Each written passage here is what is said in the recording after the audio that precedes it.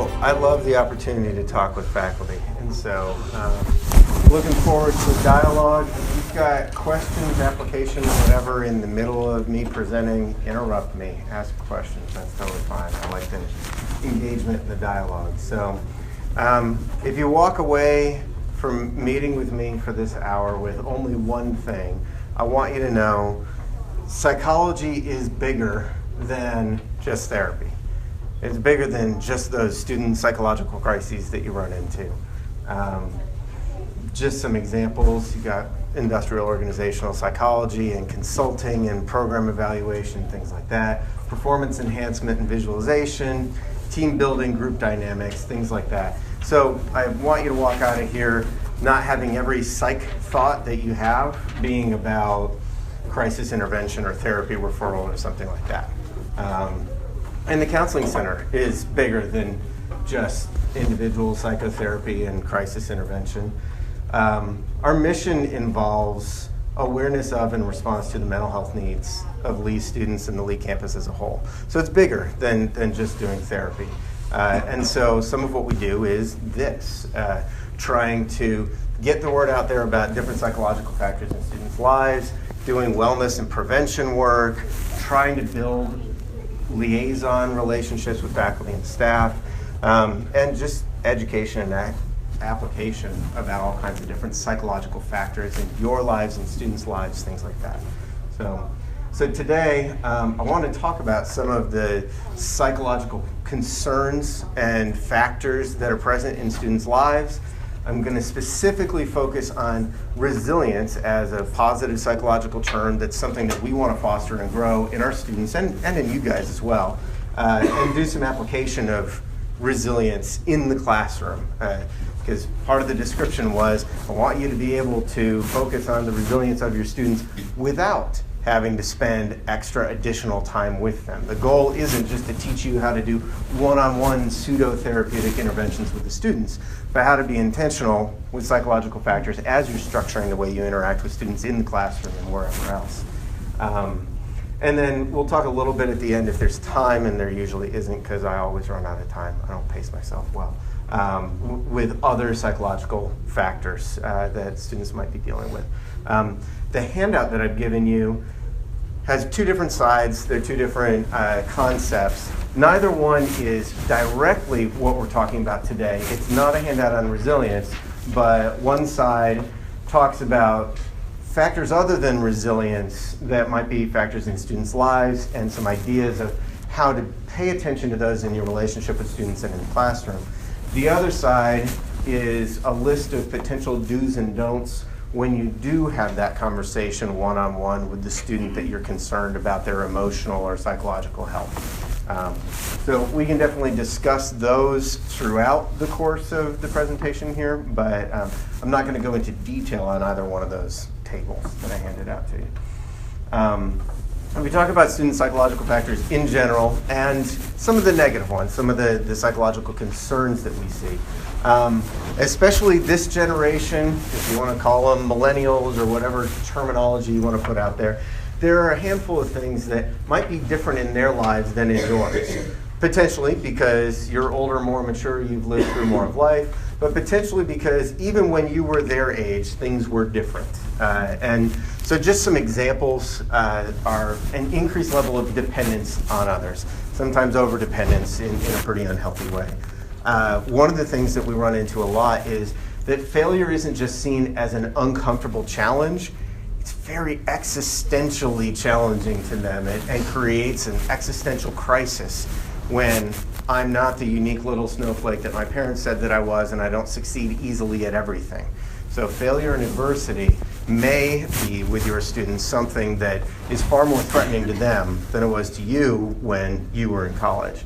And these are, of course, generational overgeneralizations. So it's not true of every student, but on average, these seem to be larger issues, more problematic for this generation of students than in previous generations. Decreased coping skills, resilience, and conflict management, decreased relational and emotional intelligence, and increased entitlement, something along the lines of not knowing the difference between a reason and an excuse, And if I explain myself to you, that should be good enough for you to not cause me to have to deal with any consequences or failure or something like that. Again, because failure is seen as an existential crisis. It's not just an unfortunate consequence of a circumstance.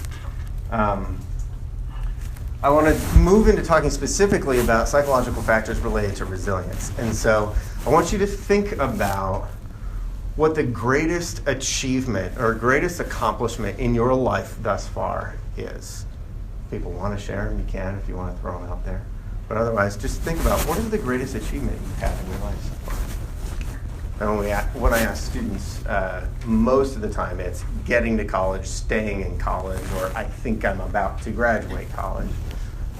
But for you guys, you might have more diverse answers. One of the factors related to resilience, as we define resilience, is that there's some form of adversity that you have to survive, and that there isn't a guarantee of success. And I think if you look at that greatest achievement in your life, it was probably hard rather than easy. And it probably didn't have a guaranteed outcome. There was the potential for failure or not arriving, not achieving. And so those are the things that we take the most pride in, and yet I was just saying that those things that are scary, difficult, and have potential for failure are things that our students may be more likely to avoid rather than dive into because they're existentially threatening. It's going to destroy my view of the world, myself, God, those kinds of things. And so the greatest achievement in your life is something that your students may not have been as successful at, may not have been as comfortable even being willing to engage. And so we want to build resilience so that students can achieve, and even when they fail, they can learn and grow from it instead of being destroyed by it. So if we look at just some of the published research and why resilience is important, it starts with some pretty psychological factors, but then really broadens out to talk about some other pieces. Wouldn't it be nice if our students could continue to experience positive emotions even though they're stressed out with final exams or your papers or something else going on at home or whatever it is?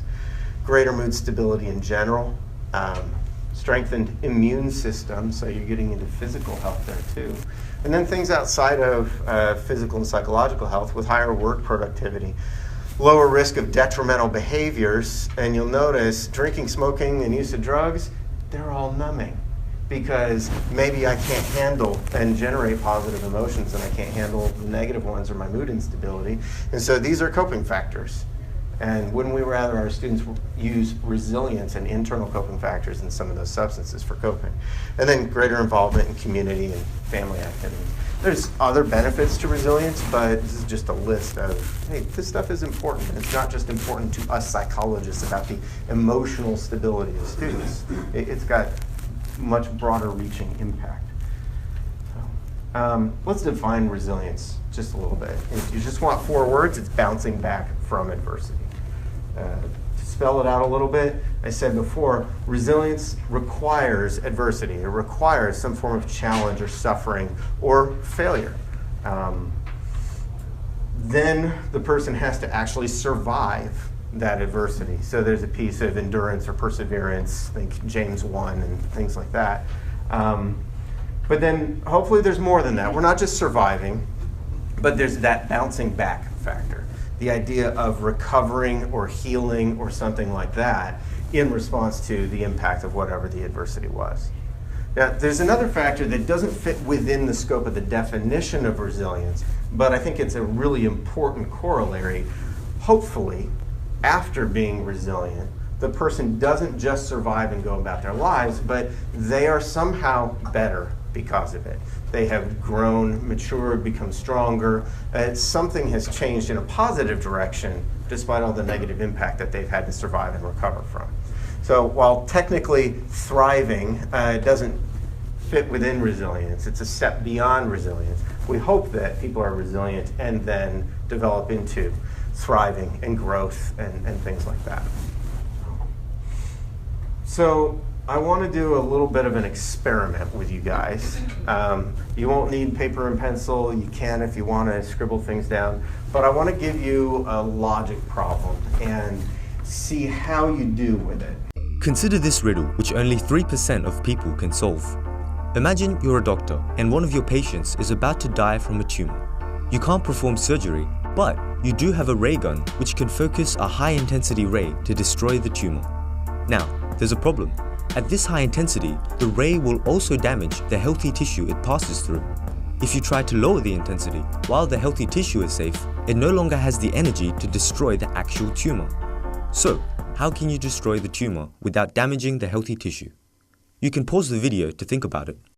The solution is very clever. So, that's the problem. I'll give you about 2 minutes, think through potential answers to that riddle, that problem, and we'll discuss it a little bit when we're done.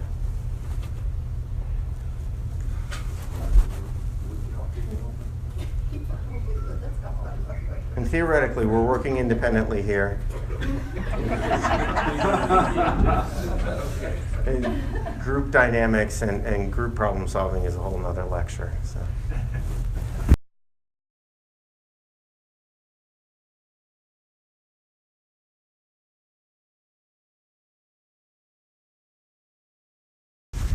Let's watch and see what the creators of this particular YouTube channel think. Mount 10 ray guns around the patient and set each ray's intensity at 10%. Then, when you focus the ray guns, its low intensity won't damage the healthy tissue, but when combined, the radiation is high enough to destroy the tumor. So, for the purposes of our presentation here's what I really want to ask. What reactions, emotional, cognitive, relational, what reactions were you having to the initial question, to the 2 minutes that we had, to the answer afterward? I'm curious, some people throw out like, what was your experience of this problem? The moment it finished, I was thinking, we have to kill the tumor? And I was doubting the request all the time. Yeah. So perhaps a different outcome than the question assumes. Yeah. What else? What were our reactions to this? I was feeling this. I kept wanting to ask you to go back and start it again. Now that I knew the specific question, to go back so I could pay very close attention to the exact wording of everything leading up to it, feeling like there was probably something there I had missed. So I was second guessing what my information input had been. Okay. Yeah. My reaction to it was that I hate these kinds of things. Okay. Set up to make you feel stupid. So we got our first emotional reaction. Cool. All right. Mine was the same. I was thinking, I never get these things at all. So. Right, and you asked me a question I don't have very much knowledge about. Mm-hmm. Mine was emotional in that I like these even though I'm usually wrong, but Yeah. I like the challenge of it. Of the, I want to know the answer to this. I want to figure this out.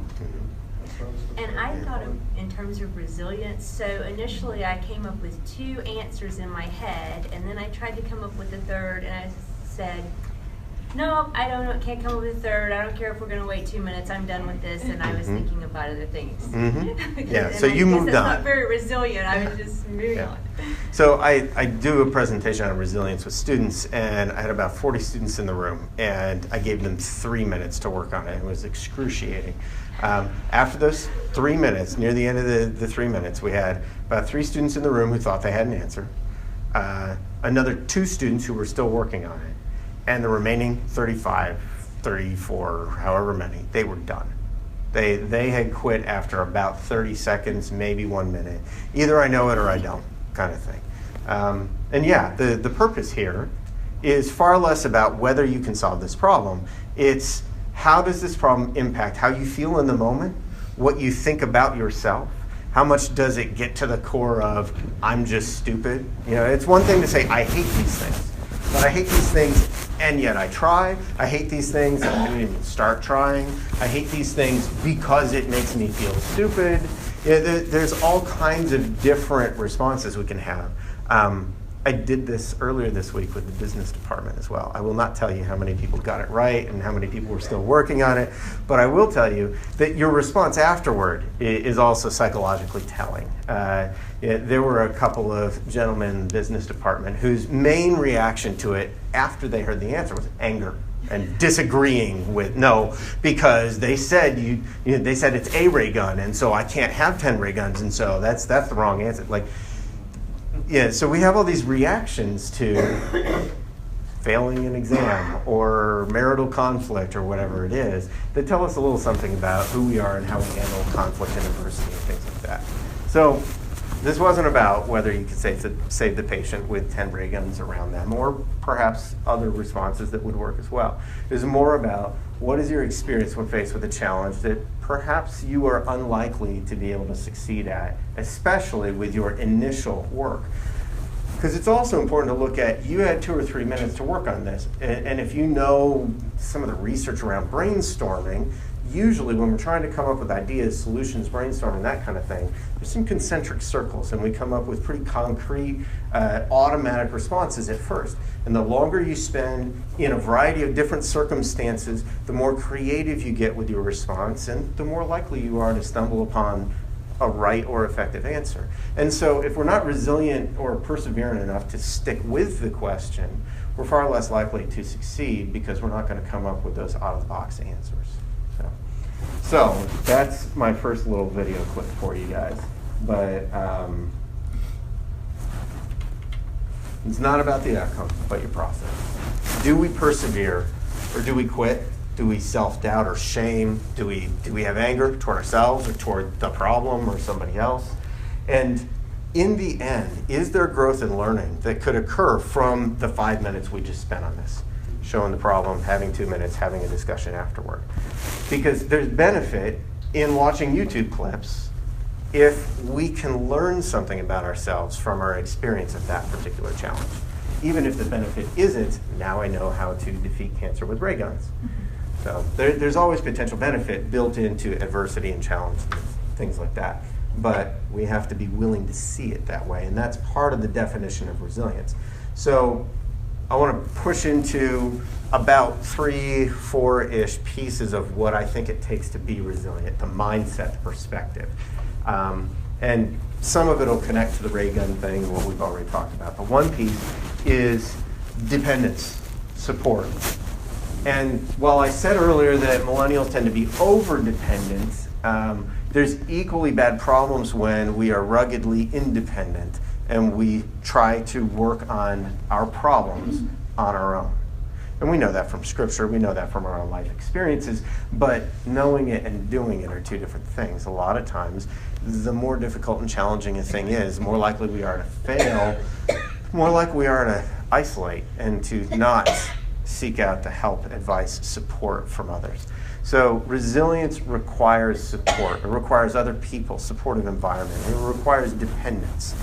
I've read some brilliant philosophy books on human beings and what our strengths are and what make us differ from other animals in the animal kingdom. And Alistair McIntyre, philosopher at Notre Dame, wrote a book called Dependent Rational Animals. And he says that our form of rationality that our brains can produce is unique in the animal kingdom. But we can't become that form of rational being without dependence first. And our dependence on others of our species is longer and stronger and deeper than any other species out there. Whether it's dependence on our parents to survive, or whether it's dependence for other forms of development over time. And the students are going to depend on you and on their RAs and on their peers in a way that is helping them grow into how God created us. To have a brain that has a level of rationality and to have a human experience that is qualitatively different from all other animals.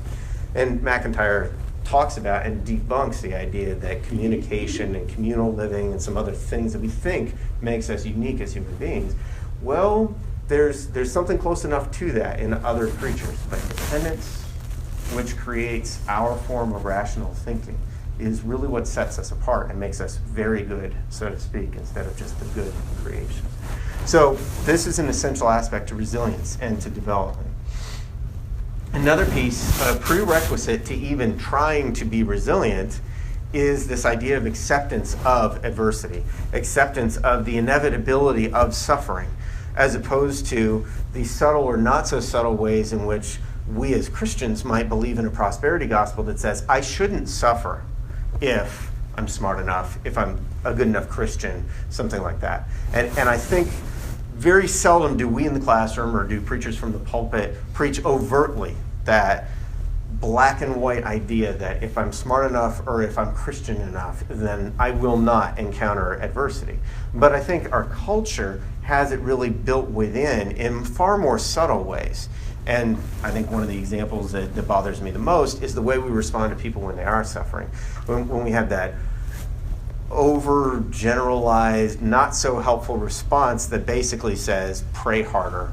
Look at this scripture that applies to the situation that you're dealing with. Which doesn't mean that prayer and scripture aren't helpful in adversity, but simply to say to the anxious person, well, look at Ephesians 4:13 because it says be anxious about nothing.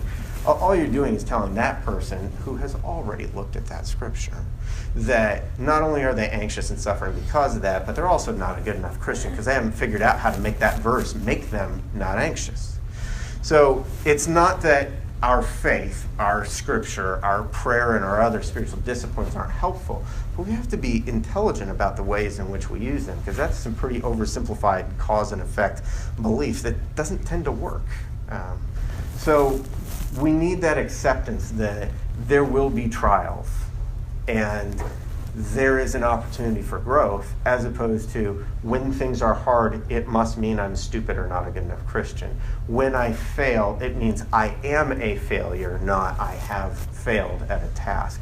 Those kinds of things. And then in order to endure, so in order to even attack a problem and try to be resilient through it, you need acceptance. In order to endure, you need hope. And best example I can use in therapy is people are not going to benefit from therapy if they don't find hope in it. They come in for a session or two, and I have not convinced them, the therapy relationship has not convinced them that there's any hope that therapy will be helpful. They're not going to have a third session. They're not coming back.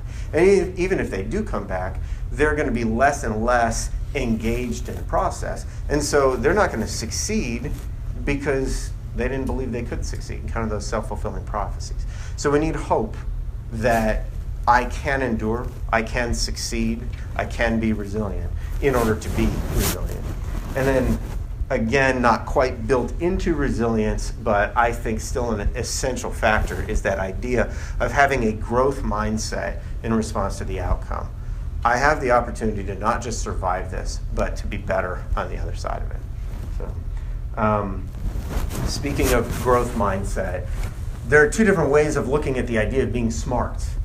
And it's not that one is all right and the other is all wrong, but I think we run into problems with resilience and with all kinds of other issues if all we do is think of intelligence or being smart as the left column here. So you get a fixed idea of what it means to be smart, and your goal is to make no mistakes. If I'm smart, things are quick and easy for me. It's just an innate thing that I have or I don't have. And what's my evidence that I have or don't have it? I'm better than everybody else. So I'm special, I'm different, I'm better, I'm the best. It's a comparison to others. And failure, therefore, is pretty intolerable because it says, I'm not smart. There's no future direction that's associated with it, and it's an identity threat when we fail or when we face challenges. And therefore, I either easily got it, or I'm dumb, I quit, I avoid, they're dumb, something like that. Whereas if we have this growth mindset when it comes to what it means to be smart, we've got to add in the idea that failure is inevitable and it's worthwhile. And I want to try to figure things out. So frankly, the harder something is, the better it is, because I have more opportunity to learn and to grow. Your potential isn't decided based on I either have it or I don't, and it's not based on comparison to others, but it's comparison to yourself over time. So you've got this idea of potential is developed over time. You become, not just you are, but you become, and then smart is defined as improving individually over time. And we'll get into this more later, but when we think about the classroom, how much are students comparing themselves just to their overall grade or to their peers or something like that, versus are they really paying any attention to their development over time on the learning outcomes that you've listed in your syllabus? I don't think students pay a lot of attention to that. And what are ways that we can actually show them that it's important in the process, not just in the outcome, that they pay attention to the learning outcomes, that you being better, smarter, more qualified at the end of this class than you were at the beginning is really the important goal here. Not getting a certain grade, not doing better than your peers, not having things be easy, something like that. And then failure from this perspective is unpleasant, but it is an opportunity for growth. And solution or not, success or not, I can learn. I can be better, I can grow. So again, it's not like there's a right and a wrong here. But the problem is, if this is all we believe in, and this is just loser talk to make themselves feel better. So we have to be careful with how we treat this right side. Are we even aware of it? And do we place some value there? A couple of concepts and proofs. I have so much more material on this that I could provide, but I want to just put kind of one slide out here, and then let's think about what this looks like in the classroom for you guys. There's a short clip, about 3 minutes long, that I want to show you. Don't worry, it's not a problem. It doesn't involve lasers and cancer. And we'll see if it actually clicks and opens up. Give you a way of thinking that has been enormously helpful to me, that came from the Good to Great research for dealing with great difficulty. And it was what we came to call the Stockdale Paradox. And the Stockdale Paradox was taught to us by, when we were doing the Good to Great research, we're trying to make sense of the CEOs. And in doing that, I just by chance happened to get to know Admiral Jim Stockdale, who was the highest ranking military officer in the Hanoi Hilton, shot down in 1967, was there till 1974. They could pull him out at any time and torture him, and they did. He was tortured over 20 times. And I had the privilege to get to know Admiral Stockdale, and we were going to the faculty club one day, and I had read his book, In Love and War, which was written in alternating chapters by himself and his wife about their years when he was in the camp. And I got depressed reading the book because it seemed so bleak, it seemed so difficult, it seemed, it's like we can all endure anything if we know it's going to come to an end and we know when. But what if you don't know if it's ever going to come to an end? And you certainly don't know when. So I asked Admiral Stockdale how he dealt with that, and he said, you have to realize I never got depressed because I never, ever wavered in my faith that not only I would get out, but I would turn being in the camp into the defining event of my life that in retrospect I would not trade.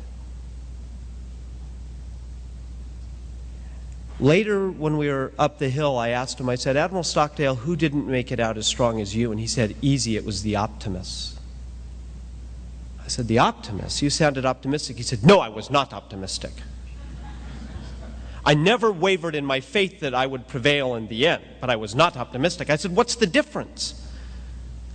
Oh, the optimists always thought we'd be out by Christmas. Of course, Christmas would come and it would go. And then we were going to be out by Easter and Thanksgiving, and then Christmas would come again, and they died of a broken heart. And that's when Admiral Stockdale grabbed me by the shoulders and said, this is what I learned. When you're imprisoned by great calamity, by great difficulty, by great uncertainty, you have to, on the one hand, never confuse the need for unwavering faith that you will find a way to prevail in the end, with, on the other hand, the discipline to confront the most brutal facts we actually face. And we're not getting out of here by Christmas.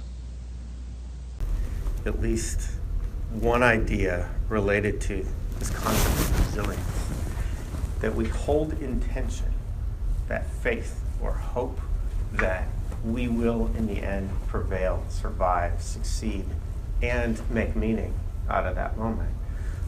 But on the other hand, there also has to be the acceptance. There also has to be the idea that I must know and accept and understand the most brutal facts of my current reality, of whatever the adversity and suffering is that I'm dealing with. Because one without the other doesn't work. You need both. And they call it the Stockdale Paradox for a reason, because they are seemingly opposite and conflicting, but they both have to be present. that's one of the ideas that I want to throw out there, the Stockdale Paradox. I think one of the other things that I use on a somewhat regular basis is the Serenity Prayer. If you don't know it, it's not quite 100 years old, but it's a phrase that gets used all over the place. Yes, it's a religious prayer, but it's used at the beginning of just about every AA or 12-step meeting. And it also has some paradox built into it. And I think it adds another piece that's not overt in the Stockdale Paradox, but I think is important. Lord, grant me the serenity to accept the things I cannot change, the courage to change the things I can, and sometimes for control freaks, I change can to should. Change the things I should, and the wisdom to know the difference. And so I'll use that a lot of times with clients and with others that I'm talking with. And then there's plenty of scriptures that are helpful here as well. John 16:33 is, in this world you're going to face troubles, but take heart, I've overcome the world. And James 1, it's interesting if you were at the faculty chapel when Taz was talking about James 1. I think we all know those first three verses. We all know the first three verses, and they talk about some of this resilience concept. You're going to face trials. They develop endurance, perseverance, so that we can grow, we can be mature and complete, not lacking anything.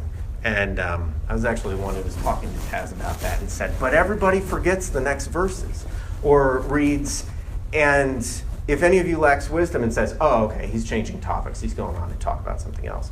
But I think instead what's going on there is the author is basically hearing someone say, yeah, but how? How does that work? How does suffering and even endurance produce all this growth? I think the answer is wisdom. Wisdom is the thing we ought to be seeking from God in response to our suffering.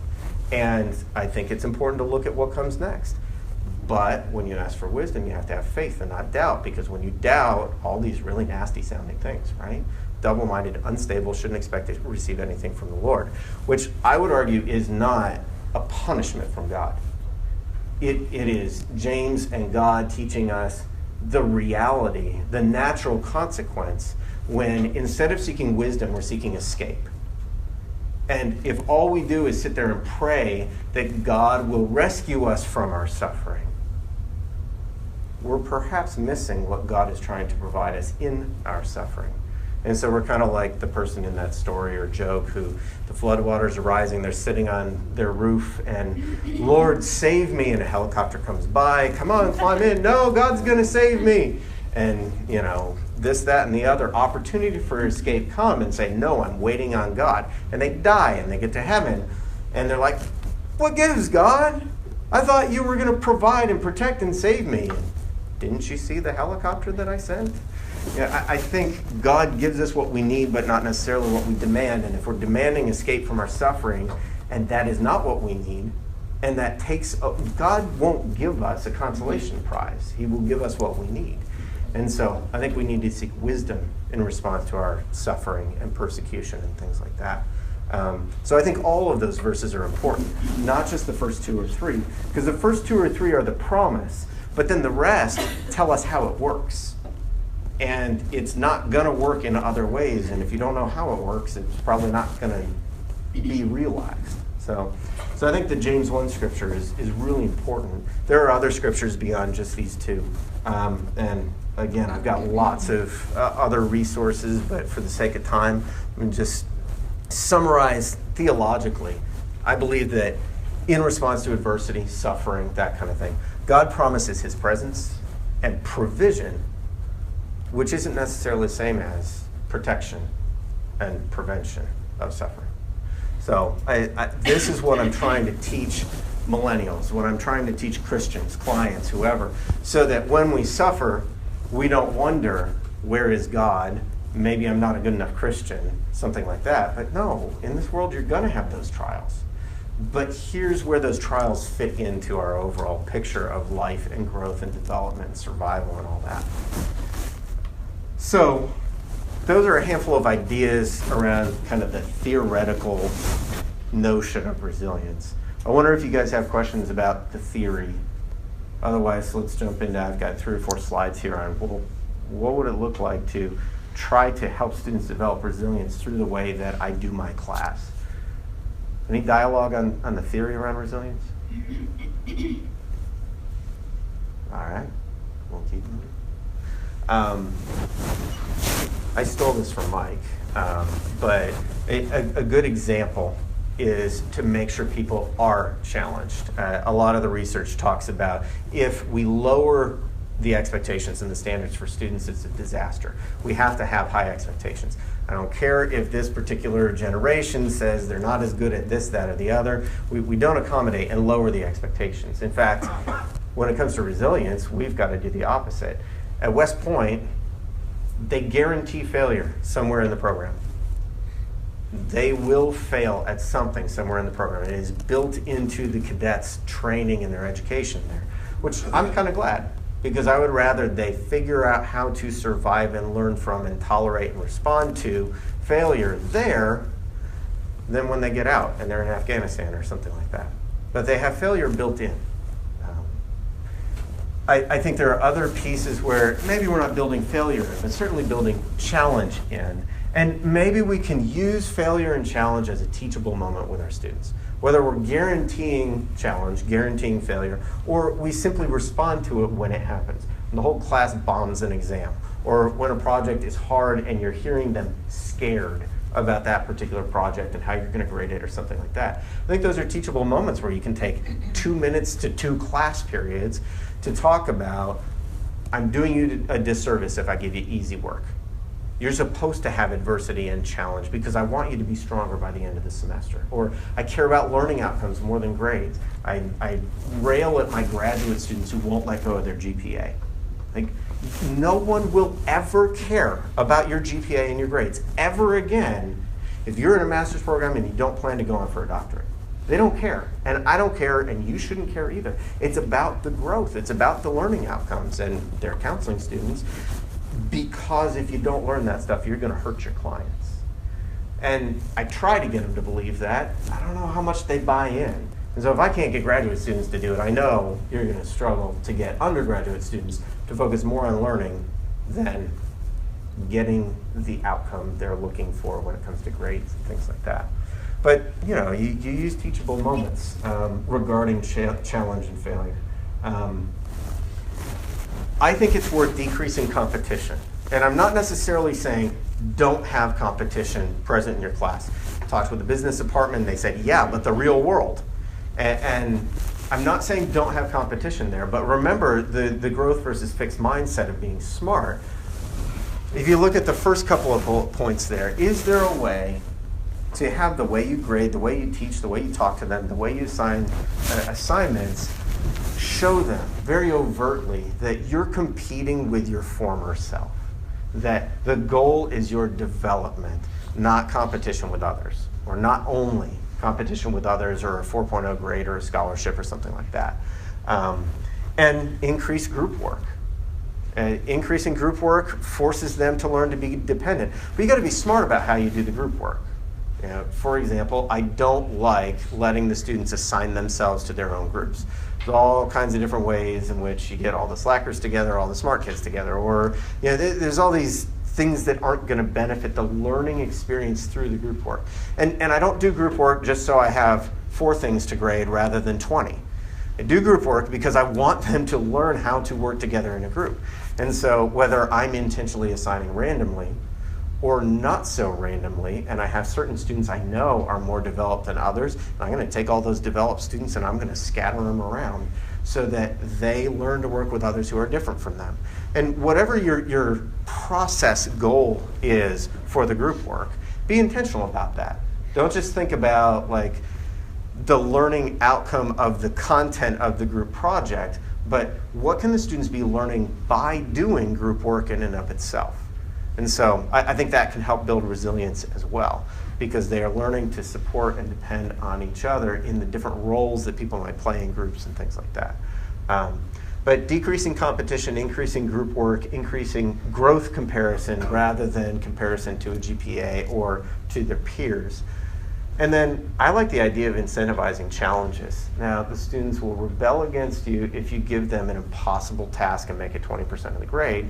But I think of, in Good Will Hunting, I think a lot of you guys have seen it, and near the beginning, the professor puts an impossible proof or equation on the board, and they're all asked to solve it.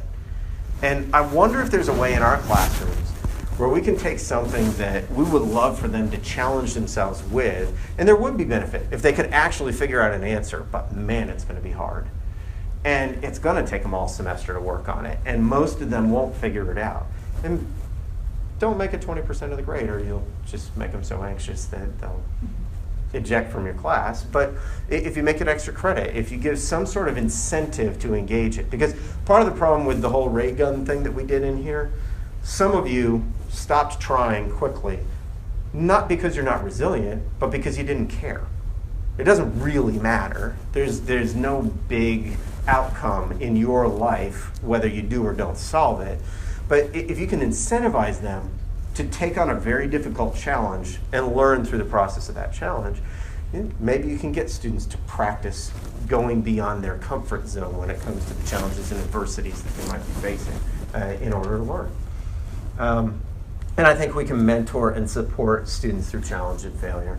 And I don't think it necessarily means that we tell them, if you try hard enough, you'll always succeed, or don't worry, you can do it, because sometimes they can't, and sometimes they will fail. But I think we can show them that there's a difference between the ability to succeed on a particular task and the ability to be meaningful and have worth and value in the kingdom of God.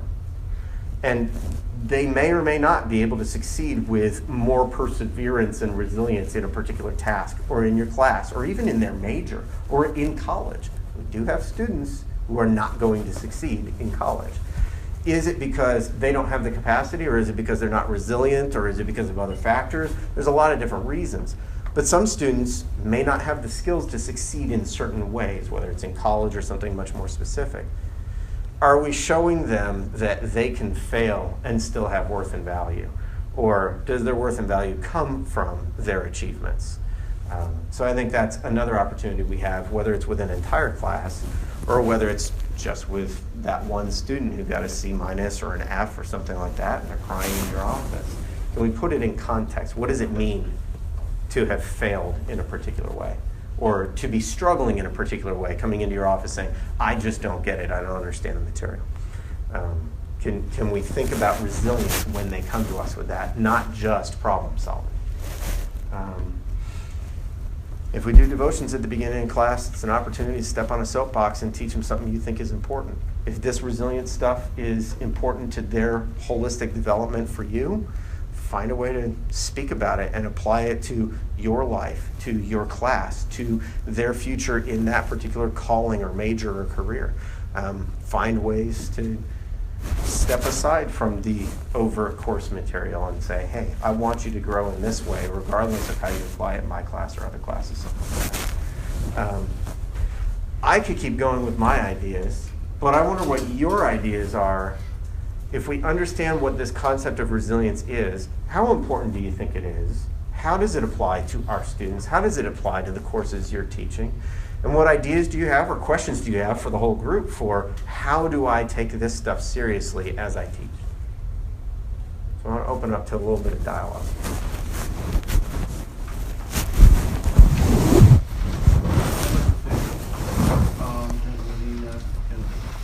Appreciate this. I teach applied skills.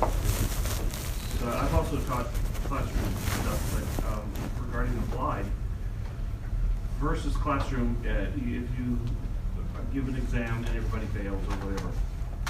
As in the applied studio, we see this about once every 60 seconds. When instruction is given and they feel like they can't do it immediately, they immediately go to failure. I can't do that. Or you see their countenance drop, and then their energy level drops because they're immediately frustrated. And so then I find myself adjusting, saying, okay, maybe I shouldn't have assigned them this piece. I need to go easier. All this stuff, everything that you've said is kind of blowing my mind in what I do all day one-on-one.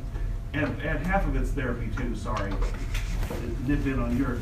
Oh, yeah. Therapy's important. But it's a crazy thing, the resilience to keep a student, at least in what we do, engaged long enough for them to see that they can press through this Right.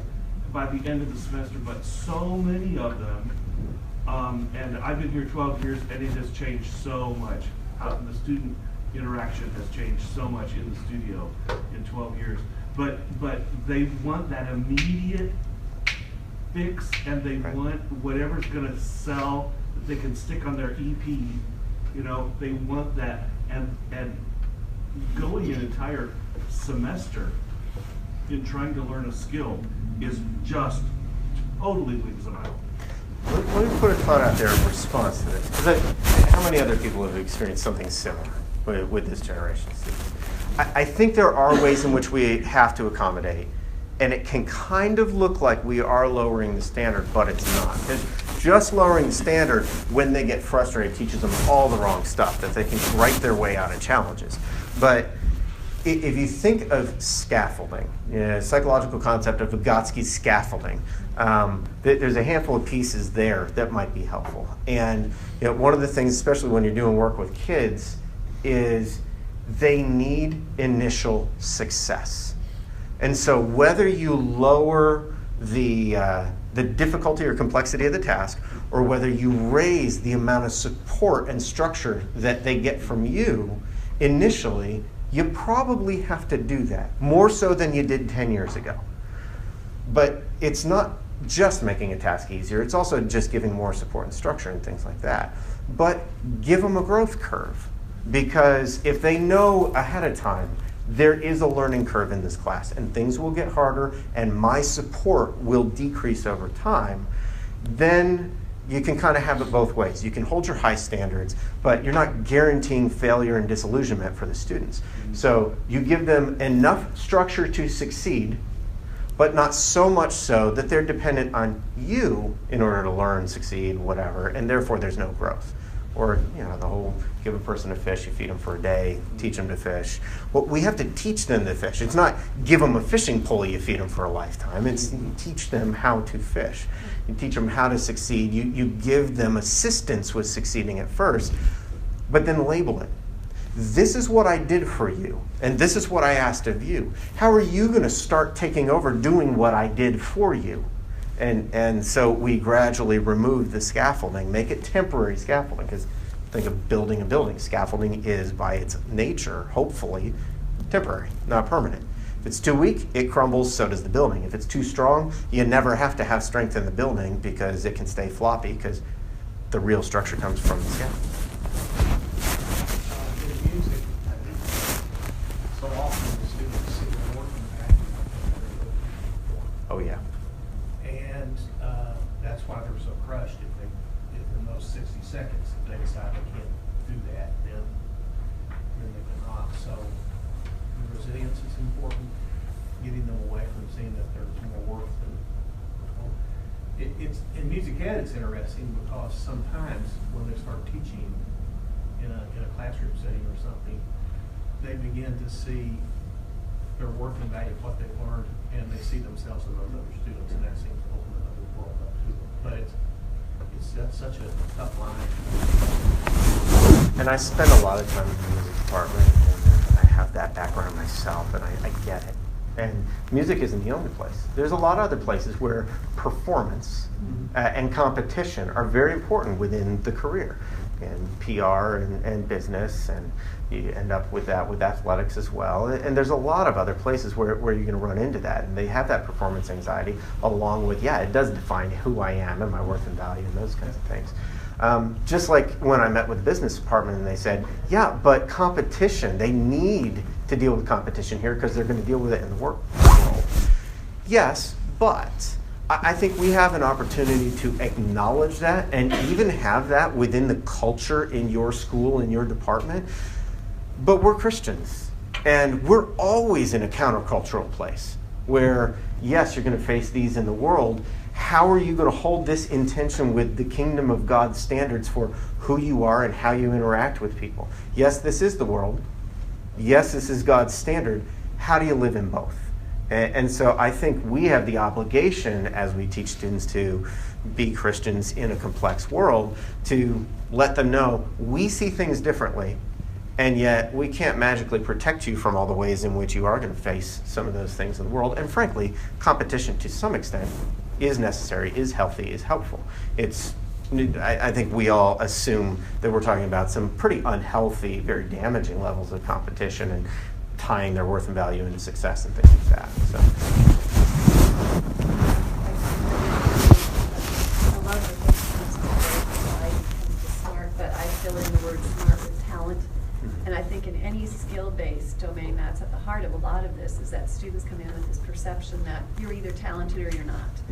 And certainly for me in training educators, preparing educators, they have to see that as growth, that it's about development of potential and aptitude, not a fixed entity. But I think that's what undermines so many people in so many different skill-based, anytime people operationalize their knowledge, it's putting it into action. I think it's that struggle between fixed and growth. And so I think a lot of our job is helping them to see this growth idea. And there is a balance there, because I think music is a really good example where, like, I didn't major in French horn performance because I had quite a bit of skill, but I knew other people who had more natural talent than I did, and that I wasn't going to be able to compete with them. And there are times when people need the reality check that says, but there is something, you just have it or you don't. But if we only focus on the growth, we get unrealistic expectations that I can accomplish all things through Christ who strengthens me means I try hard and pray and I can really literally do anything. Regardless of what God's will is, like, I can do it if I put my mind to it. And then obviously you have the problem the other direction. If you think I either have it or I don't, and if I don't see that it's easy, I guess I'll never have it. There is that balance, that tension. For me, I think a lot of it is a lot of what you mentioned.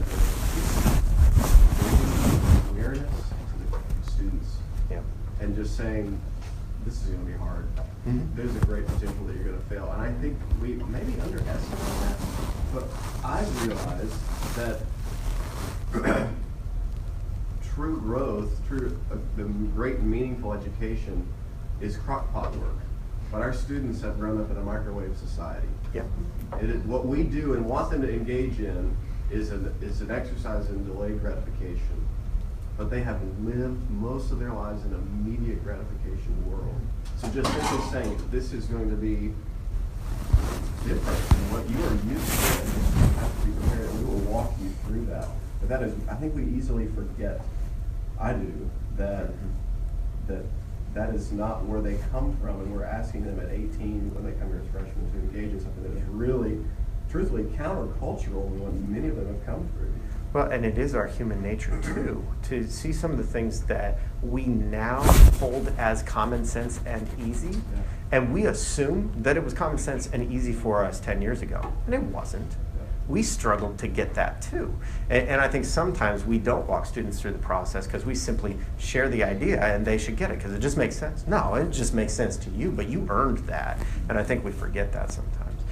I think the difficulty is we have multiple levels we have to show the students. We have to remind them, yeah, this is going to be difficult. And we have to tell them, but difficult is worth it, and here's why. But there's no guarantee that difficult is worth it. You have to have the right mindset to make difficult worth it. You have to have the mindset of accepting it and having hope and being willing to put in the hard work to persevere, and that you see there is potential growth in the end, which isn't just success at whatever the task is. There's so many layers to it that they have to be able to take on. But yeah, the first step is the awareness. This is going to be hard. There are challenges.